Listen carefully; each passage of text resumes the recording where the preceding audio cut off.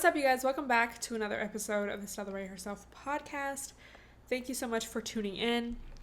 As always, don't forget to screenshot this, take an aesthetic pic or boomerang, post it on your IG story, tag me so I can repost, retweet, all of that. Today we have a cold brew from Starbucks simply because there was some kind of thing where if I got a certain amount of cold brews, I could get more stars. And I was like, I guess I have to. Seriously, like, what other choice do I have? Mercury is finally direct, and I just want to say, what a relief. Every Mercury retrograde, I'm like, okay, bitch, it's literally fine. I'm like, I know a little bit more about astrology than the average random Twitter account. So, like, it's not going to be a big deal, because I feel like sometimes it seems like everyone blames everything on the retrograde, and it's like, that's not necessarily, like, how it works. But this one really was just so hard emotionally, and I didn't even anticipate that going into it. I even had a bro FaceTime me and say, I don't really know much about retrogrades, but this one is really kicking my ass. What have I been saying for real? Like, it just... Like, to me, the whole time just felt like PMS. Because I even, was not on my PMS time. And I still felt just, like,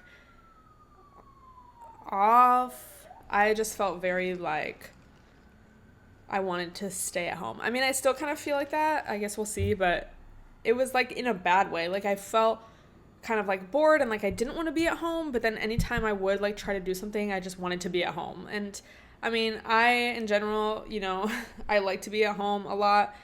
I'm not the type of person that constantly needs plans or, like, constantly needs to be trying something new or something, or I'm not adventurous. I can literally do my same routine every day and be completely happy with that.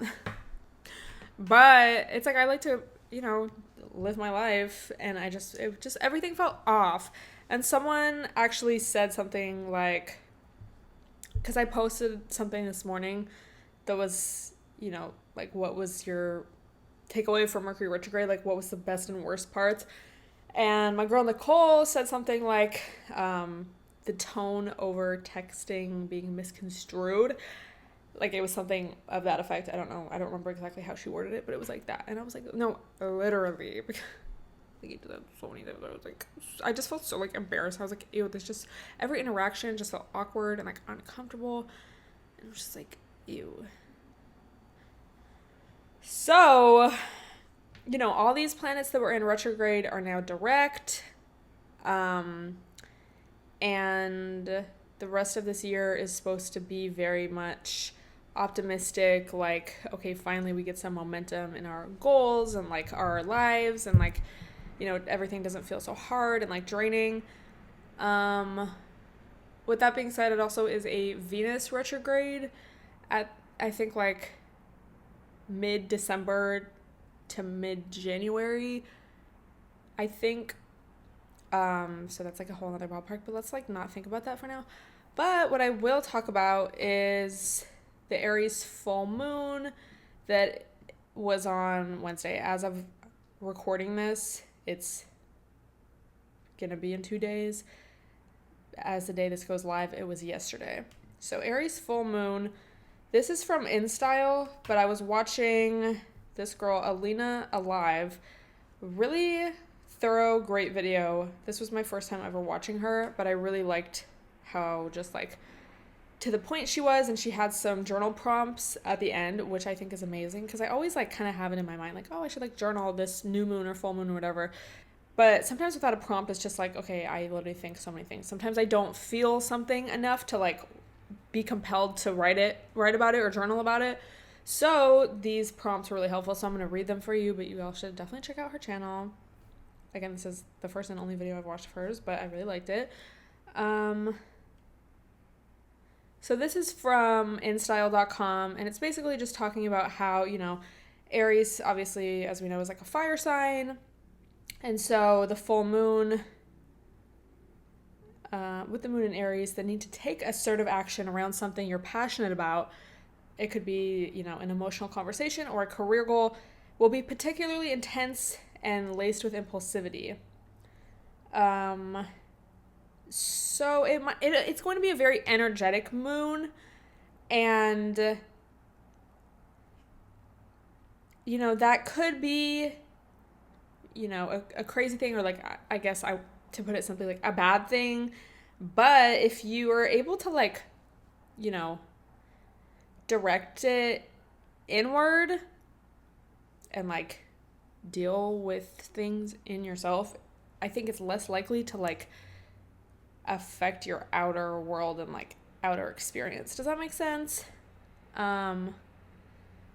Pluto will also, no, the moon will also be squaring to Pluto, which is, a planet of death, rebirth, and transformation. So it's just, that also adds to like the, like very fiery, but also like very emotional and like, I don't know, unstable, like bringing up old underlying feelings, power struggles. Calling this moment intense is an understatement. So basically, the takeaway is to slow down and not act irrationally. By doing your best to get after what you want in a careful and thoughtful way, leaning into opportunities for transformation, and being unafraid to burn down anything that is no longer serving you, this full moon could mark a gratifying turning point. Like I always say, the full moon is when the tea comes out, so it's more so about, hate to say, realizations. I've literally had enough. I don't want to realize anymore. But like things coming up, feelings coming up, and especially with it being in Aries, I think it's like, it might feel even more like, oh, I need to have this conversation now, or I need to do this, or I'm feeling this, I need to act on it. So by journaling, slowing down, chilling out, processing our emotions in like a constructive way, I think it's less likely to be so crazy. So then you can look up on different websites like how it'll affect your specific sign, but I think a better, more specific way to know is like how it affects your specific natal chart, because that's going to be very specific to you. You know what I mean? So the prompts, the journal prompts, and you should watch her video to get the full tea. And I think she has like, I think she sells journals, which is really cute, and other stuff, but I know like she does these journal prompts because she's like, oh, turn to this page in your journal, which that's cute. What practices help you process or release heavier emotions? Is there anything you'd like to release during this full moon? How do you see yourself putting these intentions into action? Was that it? I think that was it. I think it was just 3. So yeah, it's more so about realizing, feeling, and then releasing. So let me know the vibes. But y'all were saying some really funny things about Mercury retrograde, so I just wanted to read a few of them. I was posting them on my story, but there were some really funny ones. I didn't post these ones because it just got to be a lot, and I was like, I don't know, my whole story. Best is this is really good. Best, so I asked what was your best and worst parts of Mercury retrograde. Best is the post-retrograde clarity. Worst was what it took to arrive there. That's like so true, bro. Oh my God. Meeting a Cancer man, best/worst. Bro, literally so true. Like, I love Cancers. Or like, especially when a guy, not even if a guy is a Cancer, but like if he has Cancer in his chart, like I just always love that. I just love a water sign, like, please. Or, if they have water in their chart. But yeah, they can definitely, especially like Cancer men, like, it's just like, you can always just tell when someone's like when a bro specifically is a Cancer, like they all act the same. No offense, but they do, like, oh my God. So I know exactly what you mean is what I'm trying to say. I kept skipping my classes for no reason, even though I knew I shouldn't. It'd be like that. Mental health. Every day was the worst with the 100 emoji. Dude, also I like doing this because it's like, you just realize we were all going through the same shit, Or even just the realization of like, everyone hates their life sometimes. Or like, because especially when you feel down and bad, it's like, so hard to be rational in your brain and be like remind yourself like, oh, this is temporary, or like, everyone goes through this, or no one else's life is perfect, because even it's like, okay, I know this person on Instagram, like, their life doesn't actually look like this, but then it's like, if I'm not feeling good, like, or I'm feeling down or upset, I'm not gonna be able to tell myself that, I don't know. I'm a quad Libra, and this was the least traumatic retrograde for me in a while. Really happy for you. Best/worst, realizing I'm not always the crazy emotional one, and my boyfriend is a bad communicator. T. Having a new love interest not work out. For the best, though. Feel that one. My iPhone telling me I don't have enough storage. Bro. So true. Buying my first car and finding out I was being scammed and it doesn't work. Oh my god. Oh my god, bro. I hooked up with my ex and it was great. Worst part, I cut bangs. Oh my god. Slept with my ex. A lot of people like got back with their ex or hooked up with their ex or ran into their ex. Like that was a reoccurring theme. Oh my god, someone said their friend almost died. Yeah, it's like funny because it's like ran out of space on my iPhone to like I almost died. My friend almost passed away. It's like trigger warning. The best sex of my life, followed by a pregnancy scare. Oh my god, feel that. It's always after the best times. Oh my god. When you're like, okay, I don't think this is like too niche, but when you're like looking through your Snap memes and there's just like a pic of a pregnancy test and you're like, oh yeah, TBT. Bumping into 2 ex-flings in the same night. Hilarious. Literally classic. Leaving my ex was the worst and best thing. Good for you, though. Wow. So, yeah, you guys get the vibe. So let me know down below if you didn't already submit one. Like, what did you go through? What was your best and worst moments or realizations? Did you get back with your ex? Like, let me know. Something I've been thinking about for a while, I feel. But then I found this account on TikTok that literally she made a video specifically about it. At What's My Body Doing on TikTok. And the topic, I guess, is performance during sex and self-objectification. So she made this video talking about, well, first of all, let's back up even further. The classic rates of orgasm during sex, particularly in cis-het women. And I forget what the exact statistic is, but I think it's only like 7% of women orgasm regularly with male partners. And then it like increases for female partners, and it's up a lot more when, you're just by yourself. So there can definitely be a lot of reasons for this. Not being completely comfortable with the person you're with, being stressed out, so you're not able to fully relax, not really knowing your body. But I think the main reason, and I think we could all relate, is the way that we're taught about sex and the way that we typically first experience sex, if not, currently still, is very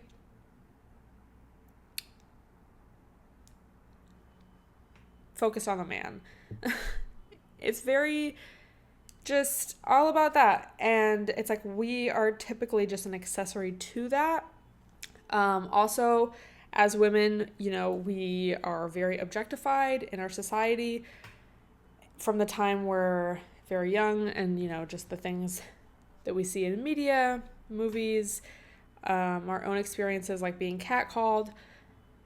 So we're very objectified, and therefore we begin to objectify ourselves. So this can look like, asking ourselves or living by, how do I look, rather than how do I feel or what is my body capable of. And the TikTok user references this specific article that was all about that. I tried to look it up so I could read it for myself, but you needed like academic login. So I was like, oh, this isn't for me. Okay. So self-objectification or objectification, is the experience of being treated as a sexual object or a body that exists for the pleasure of others. Other ways that this can come out, and I actually did screen shot it. So in dating, let's just start with that. The female traditional, heteronormative roles are to be nice and selfless, put everybody else before yourself. I always think of the example of Vinny's mom in the original Jersey Shore, and they're describing her, and this is also very traditional Italian, like Catholic, but I think it's in season 2, but they're just describing Vinny's mom, how she comes to the house and she serves everybody before herself. She puts everybody before herself. Vinny's talking about how they, grew up and, they're like praising her for it. Like, wow. Like, I think Snooki even says like, that's the kind of woman I want to be, they're like looking up to that because it is very traditional and, the ideal, I guess. So very selfless. And then it's like, obviously as a mother, you have to put like your children before yourself. But then it extends beyond that in our society. It's like we're typically putting everyone before ourselves. And it can even be little interactions. Like, I don't know. I just always feel like at the gym, it's like if I'm in an area, like I'm very self-conscious of this amount of space I'm taking up. And I'm like making sure that not like, oh, is this guy over here comfortable? But it's like, oh, am I getting in his way? It's like, and in a way, that's kind of like it's one thing to just be polite, but then it's like, okay, well, is he thinking that about me? Like, I know I'm not taking up too much space. Like, why am I worried? Like, if I'm in his way, things like that, like little things. So other female traditional roles why does it feel like this isn't plugged in, bro? Is it? I guess it is. Modest, prioritizing romantic relationships, purity or sexual fidelity, investing in our appearance, dependent and emotional.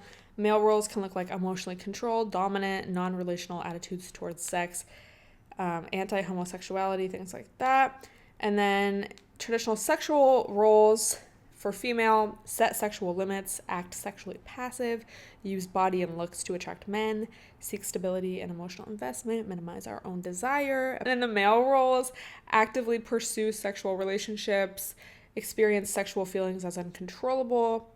Boys will be boys. Put your shoulders away, girls. Avoid commitment and emotional attachment, treat women as sexual objects, be demanding in sexual situations, reject homosexual feelings or feminine behavior, and that's in quotations. So this is kind of the lens through which we look at dating and relationships and sex, and it's taught to us sometimes directly, but I feel like also very indirectly, again, through movies, through media. I feel like with anything, like if we're talking about patriarchy, if we're talking about history, I think, was it in the last episode or 2 episodes ago when we were talking about Columbus Day, and I was referencing the Lies My Teacher Told Me book, and how history is so often taught to us through this like fairy tale light. So I always kind of go back to, Disney movies and, fairy tales, and especially Disney, because I feel like original, like Grimm's fairy tales were very like dark, but kind of that Disneyfied, like just very like, this is how life is. And those are usually some of the first examples we see. It's like the first media or movies that we consume as children, and it kind of like leads us on like toward like to the rest of like that. It's a gateway drug, honestly. Okay.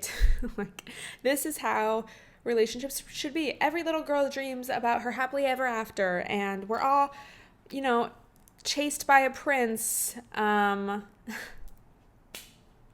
things of that nature. These ways in which we're socialized are also taught to us socially. So it can look like, a little boy falls down and his parents tell him, oh, boys don't cry, like, stop being emotional, stop being a little girl, like, you're not a girl, rejecting, in quotations again, feminine behavior, or you know, if a girl wants, like, I remember trigger warning, but there was a Ace Family vlog where, like, Austin got mad, or like obviously not super mad because it's like they want to be perfect in their vlogs, but he was like uncomfortable with the fact that one of the little girls was wearing like a two-piece like swimsuit, and it's like, it's not like it was a sexy swimsuit, it was obviously a baby swimsuit, but it just was two pieces, and it's like you're already putting these like oh, it's like you need to be modest, you need to like, and it's like, why are you sexualizing like a 2-year-old or a 3-year-old, you know, like that's your own personal issues. So it really like starts, like we absorb all of this as we're growing up and developing, and so it makes sense that then that's like how those are the preconceived notions we have when we start to date and like, you know, function in the real world. So then when it doesn't work for us, especially as women, you know, it can be like, well, why isn't this working? And it's like, because it was never designed to work. It wasn't for us. And in a lot of ways, it's harmful to men as well. But I sometimes feel like it's like, okay, men also benefit from patriarchy in some ways. So to take focus away from like not just women, but like other people who don't benefit from it, it's kind of like, you know, it's like, well, patriarchy is bad for men. It's like, okay, but I don't think they care because they benefit from it in so many ways as well. And that's like a whole nother conversation. But anyway, so I guess the point of all of that was we live in a society. And so it makes sense that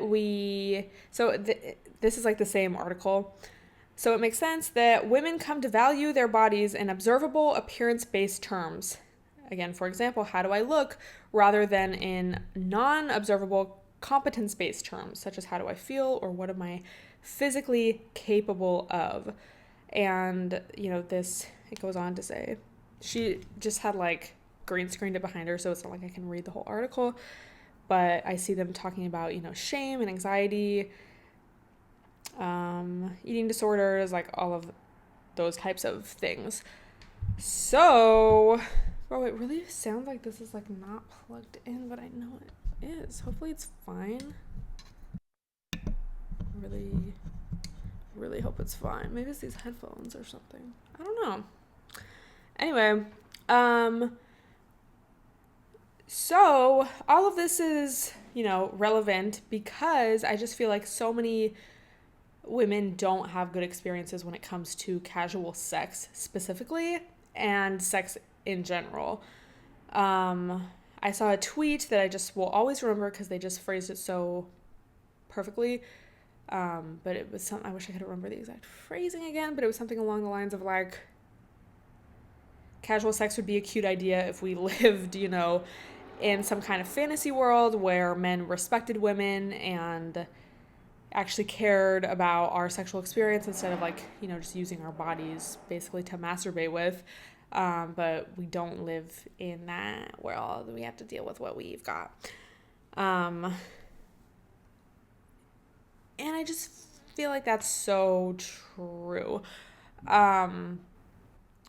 It's even like, I know people have experiences where it's like, okay, let me try to communicate with my partner, and then the man like doesn't want to hear it, like doesn't care, like, you know, and so it's like, bro, like, you really just don't care, like, you're really just here for your own nut, like, that's crazy, so why am I here, like, what do I gain from this, seriously? So I feel like having a better sex life, or at least, you know, achieving orgasm, it really comes down, well, it comes down to a lot of things, but I feel like, you know, specifically with the idea of like performing, you know, and like, oh, sometimes it's hard to relax and enjoy myself because I'm just like focused on how I look, or like looking sexy to my partner or pleasuring them.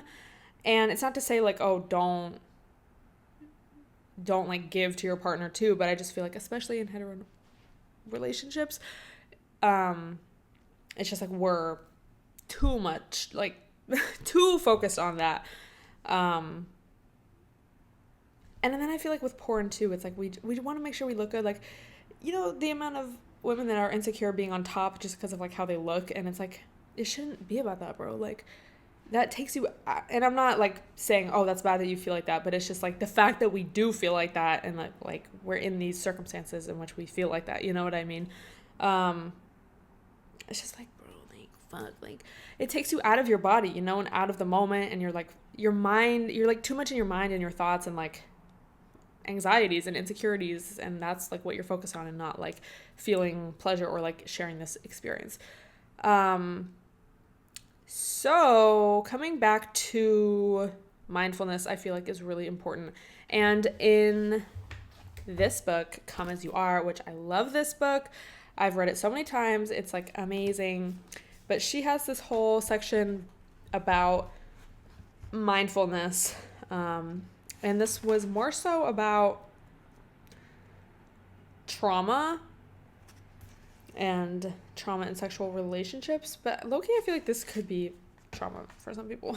But there's like a 2-minute meditation where, you know, you start with 2 minutes. I'm just going to read it. For 2 minutes a day, direct your attention to your breath. The way the air comes into your body and your chest and belly expand, and the way your breath leaves your body and your chest and belly deflate. The first thing that will happen is your mind will wander to something else. That's normal, that's healthy, and that's actually the point. Notice that your mind wandered. Let those extraneous thoughts go. You can return to them as soon as the 2 minutes are up. And allow your attention to return to your breath. Noticing that your mind wandered and then returning to your attention of your breath is the real work of mindfulness. It's not so much about paying attention to your breath as it is about noticing what you're paying attention to without judgment, and making a choice about whether you want to pay attention to it. What you're mindful of is both your breath and your attention to your breath. By practicing the skill of noticing what you're paying attention to, you're teaching yourself to be in control of your brain so that your brain is not in control of you. Bringing yourself back into your body, you know, and especially with achieving orgasm, it's not about focusing on the end goal. It's about mindfulness. As like low-key funny as that sounds, like imagine you're having sex, you're like, wait, can I just like practice some mindfulness right now? But it's about like focusing on the pleasure in the moment, and then eventually that will happen or it won't. But if you're like truly in the moment and feeling pleasure in the moment and enjoying yourself in the moment, like it's like, does it even necessarily really matter? And then, you know, when like, I've seen a lot of TikToks about this too, but you know, when like the dude, is this like too raunchy for YouTube? When the dude's like, oh, like tells you to, and you're like, bro, it just kind of like adds pressure on you and like stress, and so you're like, what the fuck is your problem? Like, you know, I hope I would just say it directly, but I don't know, like, YouTube be strict. And I low-key, I feel like a lot of that too is from porn, and just thinking that women, I mean, some women can, but thinking women can just orgasm like in 2 seconds with like just putting it with like no foreplay, like nothing. And then also I feel like from previous partners faking it, which like not to blame, because sometimes you just got to do what you got to do, and it's like, hey, let me just get out of this situation, because sometimes like saying you didn't just like is annoying. They get annoying, and then it's like, okay, the moment's passed, I'm not even like aroused anymore, and then you're like trying to do something, and it's just like, I want to leave at this point. But it's just like, so I feel like it's like, okay, also you can practice all the mindfulness you want, but if you're not with someone that like cares, that's just all gonna go to waste. So choose your partners wisely. Like, for real. Also, like, not, I was like, should I share this? Because first of all, is this like too horny to share? Because I don't mean it in a horny way, but also what if someone steals my idea? But I was just thinking one day, like, damn, like, you know, those dudes that like be in your DMs, and maybe you're like acquaintances, or it's like a friend of a friend, or like, it's not someone you've ever been with, but it's like obvious they're like interested in you, and you're just like, what if they, like, there's kind of a curiosity, but I'm not so curious that I'm gonna try, you know? So I was just like thinking, and again, not literally in a science way, Like, imagine if there was, like, a show like The Bachelor, but instead it was, like, all these dudes that want to hit, but we had to go through, like, a screening process and, like whoever gave the best head gets to hit in the end. Like, because it would truly be, like, a competition, and then it's like they would all, like, you don't do anything to them. Like, they don't, they just have to purely, like, like not in a horny way. Like, I think it'd be kind of interesting, but then it'd be, like, funny, like, if it was, like, a show, like, I don't know how you would, it would have to be, like, an OnlyFans DIY type of show, but, like, imagine it was, like, kind of comical, and you're, like, the girl would be like, yeah, so actually, I think Sonia said this, but she's like, imagine the girl would be like, oh, yeah, like, he tried this new thing, and, like, I just don't know what he was doing. Like, it was such a turnoff. And like, it cuts to the guy, and he's like, yeah, I really think I did a good job with that. Like, because also so many dudes think they're good at giving head, and they're terrible. And again, I think it just comes down to, like, they're replicating something they saw in porn, and or the girls they've done this to in the past have just, like, faked it and been like, yeah, that was bomb. Like, love that, babe. Like, again, don't blame them, but we gotta stop lying, because it's making it harder for everyone. Fuck. So just, like, imagine. I'm gonna do that. No one take my idea. Because, like, I don't want to, like, I'm not gonna risk fucking, like, no, because chances are it's probably not gonna be a good time. But if we could go through a screening process, you know what I mean? Like, this is, I'm just saying, like, I'm just like, let's, like, work through this scientifically and logically, you know? Like, how do women have better sex? Anyway, let me know your thoughts. So I was kind of thinking about this, like, throughout Mercury retrograde, I guess, and just, like, ew, like, I'm so not interested in casual sex. Like, I'm not. And I just was feeling very exhausted when it came to dating, because I just feel like, not that I had, like, a whole bunch of, like, bad experiences that, I mean, I definitely have, but, like, also, it's not, like, necessarily recently, but I think just feeling like, like, so many, like, there's just so many red flags to look out for, and I just feel like so many bros, especially bros, like, in my demographic age group, are just very, like, not in the same type of vibe as me. You know, we gotta worry about being roofied, just constantly having to set boundary after boundary. I was just feeling very overwhelmed, exhausted, and over it. You know, just, like, really having to be on guard. It gets to be very annoying. Especially if you're not, like, I don't know, sometimes it's, like, fun, and it's like, oh, meeting new people, like, having experience, and sometimes I'm very in the mindset of, like, oh, you know, like, this is just giving me experience. I'm learning about myself through these experiences, through these people, and that's great. That's what life's about, self-growth. Sometimes it's, like, not like that. Like, I'm exhausted. This is terrible. I never want to talk to a man again. This is disgusting. So then, this is, like, I guess, a Mercury retrograde realization, because now I don't really feel so negative about it. Another TikTok I saw I was, like, looking for her @ and I was like, this is great. And then I was thinking about how @ names have kind of, like, gone back to, like, chat room, like, MySpace days.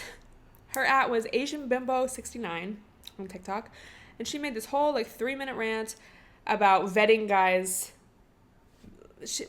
I think the, like, thesis statement, or, you know, the topic of the video was how to not be ghosted if you hit on the first date, if you let a guy hit on the first date. And she was like, that never happens to me, but this is why. She's just talking about how, you know, I guess, like, things to look for, like, red flags, and basically how you just have to be very firm with your boundaries and not, like, block them and don't go any further at the sign of the first red flag. So she gave examples like, if you're messaging on a dating app or on Instagram and he says anything remotely sexual, especially before you've even like gone on a date, block. He just wants to use you for your body. No. If he makes it awkward at all or tries to get you to split the bill, never talk to him again.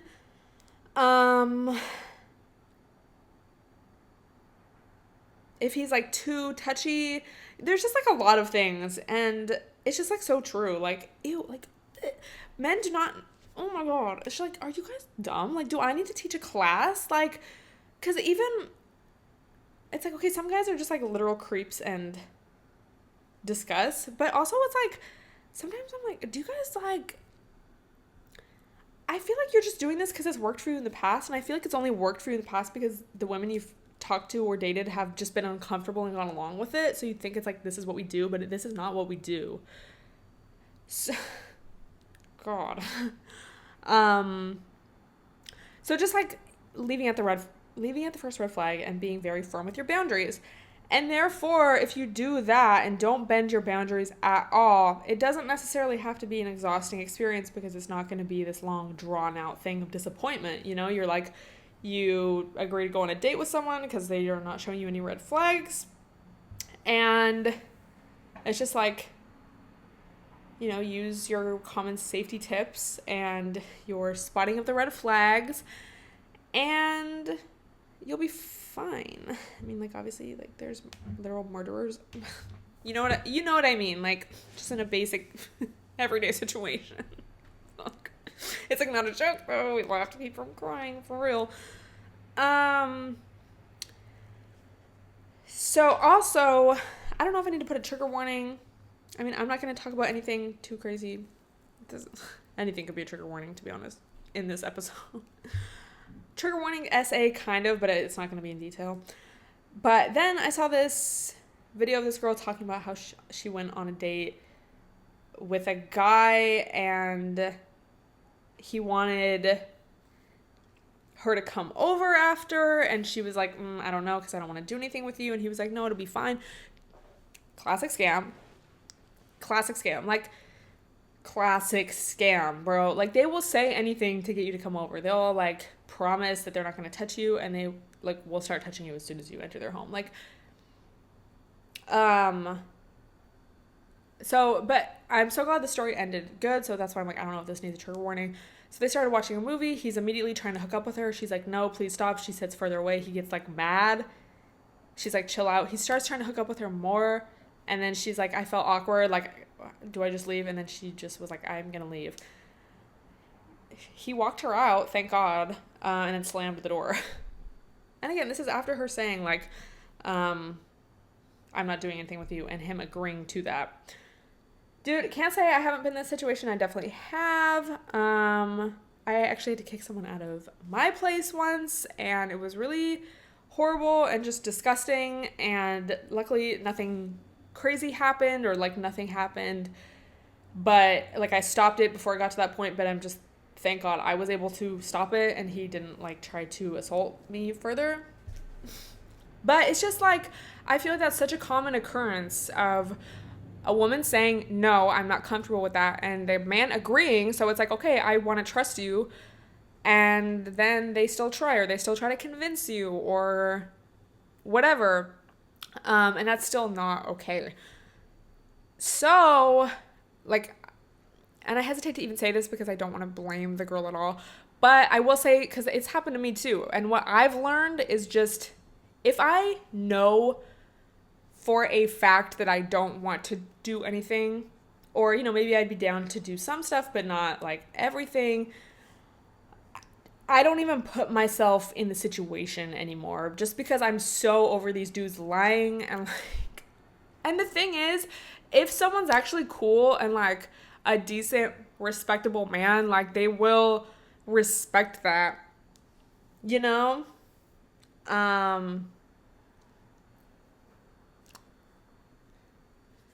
like, I don't want someone that just wants to come over, or that just wants me to come over, like, So if part of the fear of saying no is like, oh, what if I don't see him again, or he thinks I'm like a prude, or like, oh, I don't want to be rude. It's like, someone who's respectable won't think those things.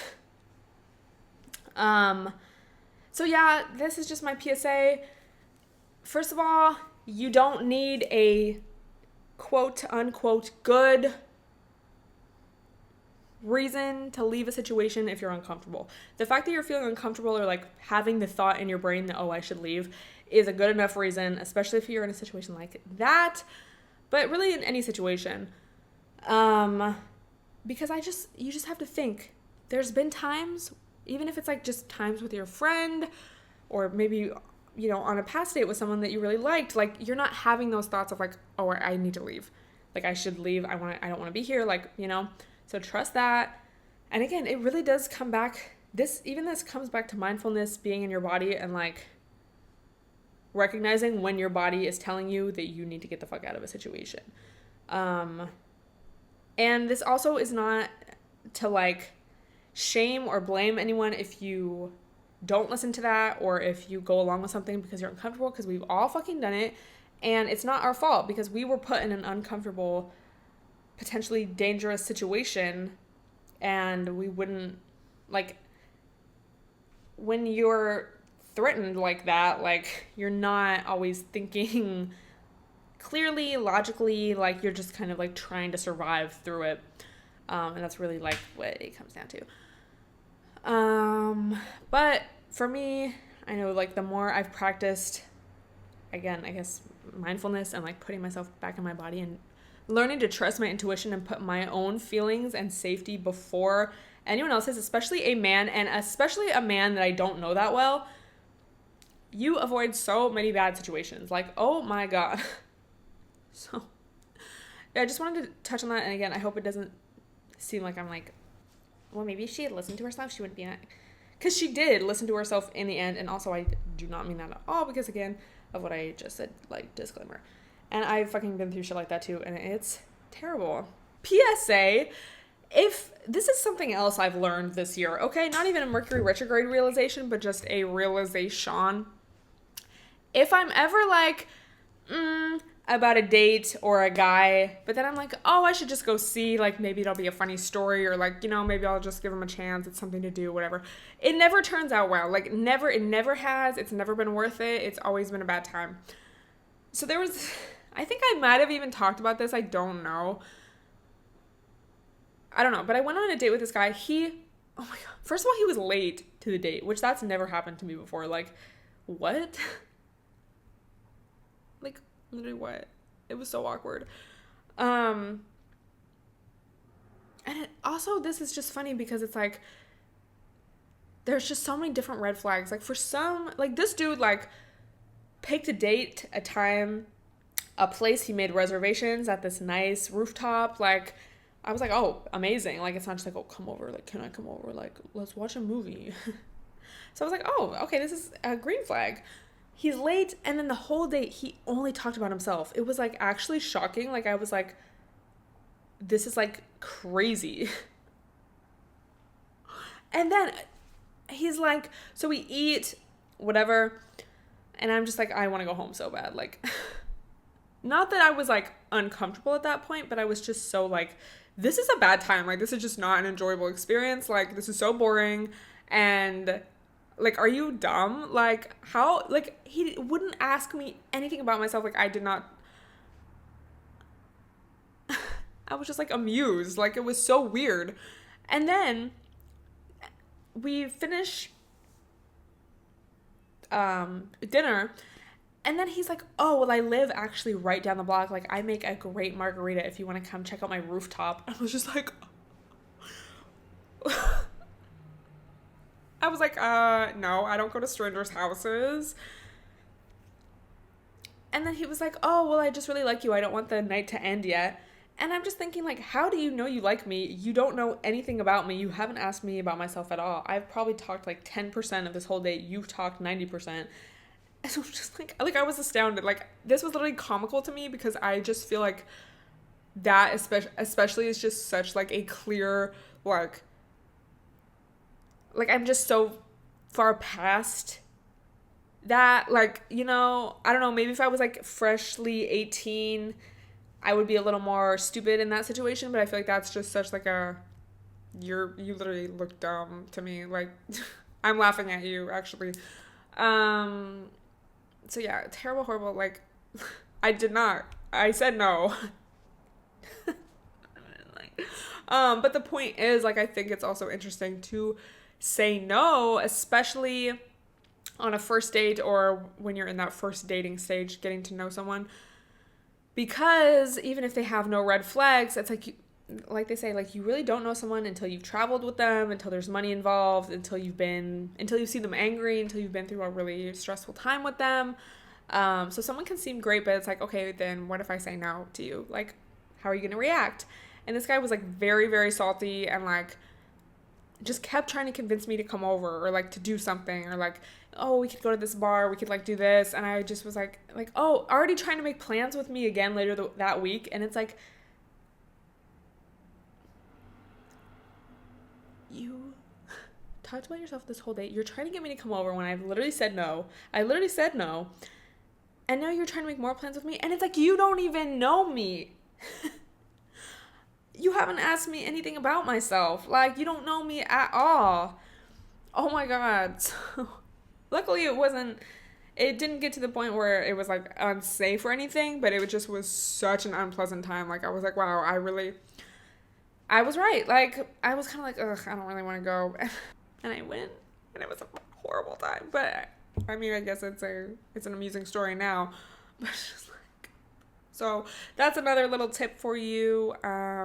Say no to someone, like, even if things are going well. Say no to something that maybe you would normally say yes to, just to see how they react, like, seriously. And that goes for friendships too, or really, like, anything, because especially if you're like me and you're trying to work on, like, setting more boundaries, take up more space and, like, put your own feelings or needs before others, that's a great little test. Even if it's uncomfortable and scary, like, it's worth it. Anyway, people are fucking horrifying and disgusting. Sorry. Yeah.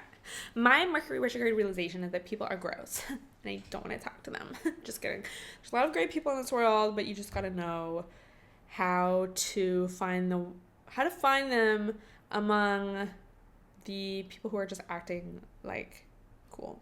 You know? I guess that's all I have to talk about today. Let me know your thoughts on anything down below. I'll try and link as much stuff that I referenced from this video as I can in the description.